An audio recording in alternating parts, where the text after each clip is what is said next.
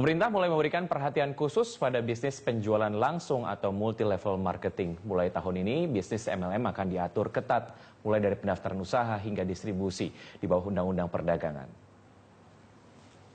Pemerintah mewajibkan calon pelaku usaha MLM mendaftarkan bisnisnya ke Badan Koordinasi Penanaman Modal untuk mendapatkan rekomendasi. Setelah itu Kementerian Perdagangan akan mengeluarkan izin usaha. Ini dilakukan untuk melindungi konsumen dan agar tidak merusak tatanan perdagangan. Pemerintah nantinya hanya memperbolehkan produk MLM perusahaan diperjualbelikan oleh konsultan atau distributor, sehingga produk MLM tidak dipasarkan secara ilegal.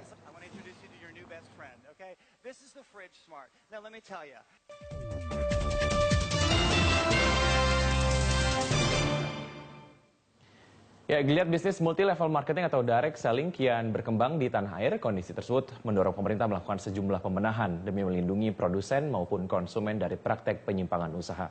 Seperti apa prospek dan tantangan bisnis MLM saat ini? Kita akan membahasnya bersama Ketua Asosiasi Penjualan Langsung Indonesia atau APLI, Bapak Joko Komara. Apa kabar Pak Joko? Terima kasih sudah hadir di Berita Satu.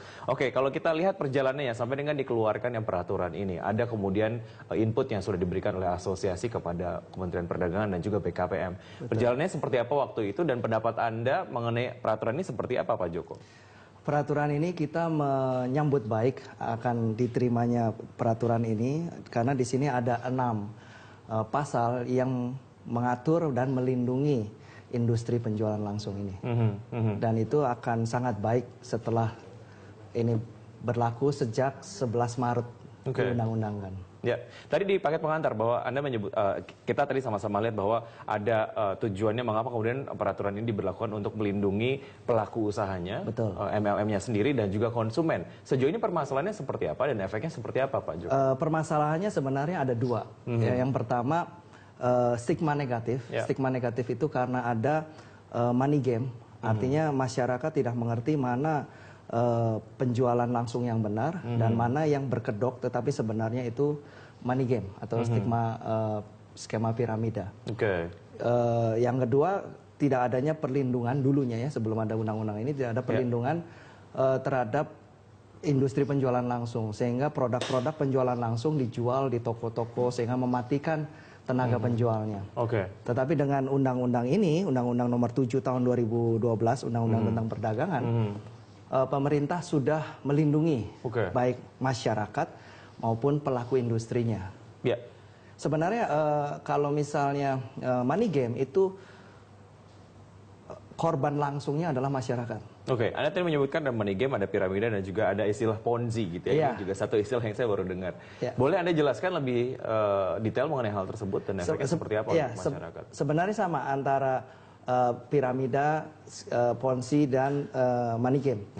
Itu adalah perilaku di mana seorang pengusaha mengumpulkan dana dari masyarakat untuk suatu saat akan dibawa kabur. Ya, perbedaannya apa? Perbedaannya mereka itu lebih banyak penjualan belinya tentang keanggotaannya. Jadi bonus didapatkan dari merekrut. Itu yang dilarang. Dan efeknya ini banyak kemudian masyarakat yang sudah terjebak dan juga sudah tertipu gitu ya. Betul. Cara untuk membedakan, sebetulnya saya sebagai masyarakat yang kemudian mulai tertarik untuk melakukan bisnis MLM, bergabung dengan sebuah bisnis MLM, cara membedakan yang baik atau yang legal dan ilegal itu seperti apa? Nah, sebenarnya APLI sudah membuat ada 8 poin. Ini bisa di-download di website APLI. www.apli.or.id. Di situ mengatakan bahwa yang pertama, saya akan jelaskan secara rinci, tapi 1.1 dan 5 aja yang bisa boleh kembali diperlihatkan Pak Joko kepada pemirsa, ini mungkin bisa dilihat secara zoom in. Seperti apa tahap-tahapnya? Yang pertama, pastikan izin usahanya itu ada CUPL, ada izin edarnya. Kemudian yang penting yaitu yang kelima. Yang kelima adalah misalnya begini, misalnya kegiatan recruiting dihentikan, apakah marketing plan-nya masih menghasilkan bonus atau uang atau tidak? Kalau menghasilkan bonus, artinya marketing plan itu berdasarkan produk yang terjual. Artinya itu adalah industri penjualan langsung yang benar. Tetapi kalau sponsoring dihentikan juga bonus berhenti, Artinya marketing plan itu didasarkan dari merekrut anggota baru, mendapatkan uang dari recruiting, itu yang disebut money game. Atau skema piramida. Itu yang dilarang. Artinya saya sebagai investor yang pertama katakanlah bergabung untuk menjadi member di sebuah bisnis, bulan depan saya bisa mendapatkan keuntungan, padahal itu bukan keuntungan saya, padahal itu adalah dari member yang direkrut berikutnya gitu ya. Keanggotaan dari Apply sendiri, bicara mengenai izin SIUPL tadi, apakah semuanya sudah memiliki izin? Ya, kalau masuk ke Apply, salah satu syaratnya adalah perusahaan itu sudah harus mendapatkan SIUPL, sudah mendapat izin. Ada 86 perusahaan sekarang saat ini. Jadi yang sudah terdaftar di Apply berarti sudah legal gitu ya? Betul, sudah. Semakin menarik Pak Joko, kita akan bahas setelah jeda berikut ini. Bisa akan kami lanjutkan dialog, tetaplah di tempat Anda.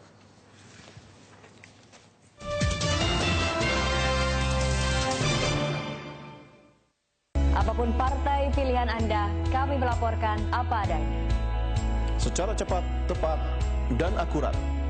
Quick Count, hitung cepat pemilu 2014. Rabu, 9 April, hanya di Berita 1.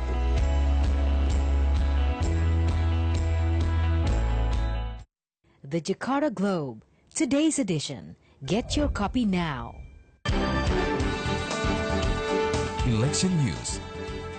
Sajikan informasi pemilu dan pilkada, pas gerak partai politik dan para tokoh di dalamnya. Gairah naiknya suhu politik jelang pemilu 2014 terekam dalam Election News. Aktual, tajam, dan diulas secara utuh. Election News. Tayang Senin ke Jumat pukul 23.00 waktu Indonesia Barat. Saksikan hanya di Berita 1.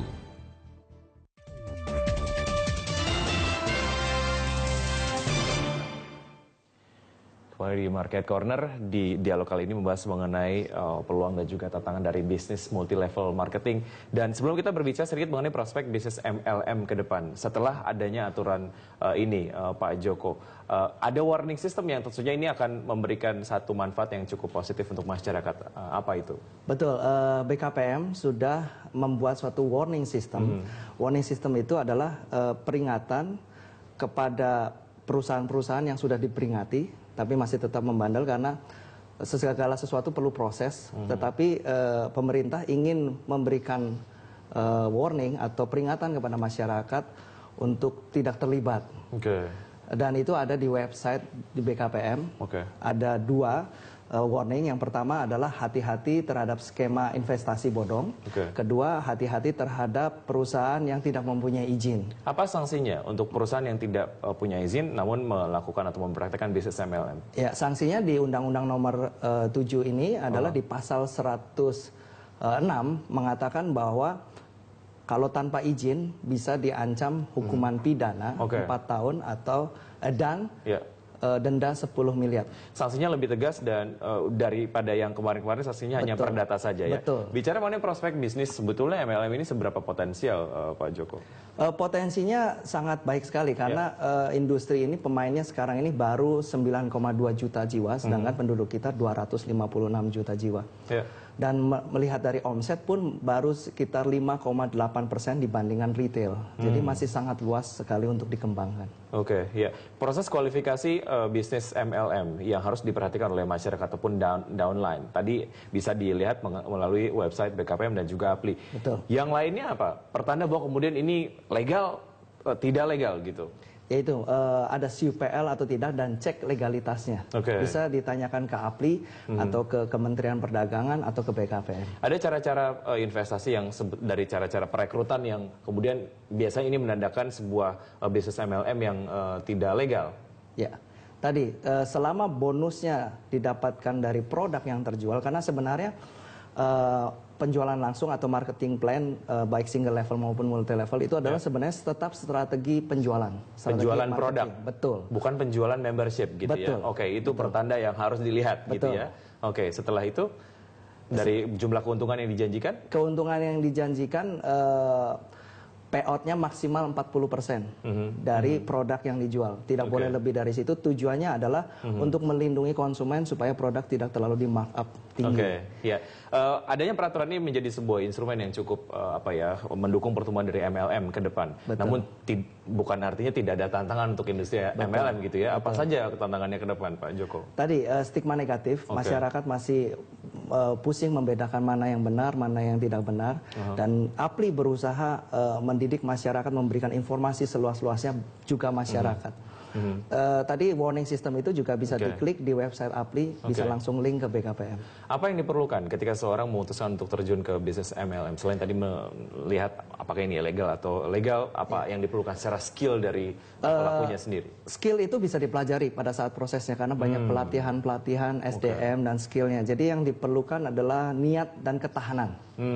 Itu yang diperlukan sebenarnya. Setelah itu akan bisa terjun ke bisnis MLM. Betul. Ya? Pak Joko, terima kasih banyak atas informasinya. Semoga ini bisa berguna untuk masyarakat. Baik, pemirsa, kami akan segera kembali. Dan bagaimana kiat mengajarkan anak dalam mengelola keuangan, informasinya sesaat lagi.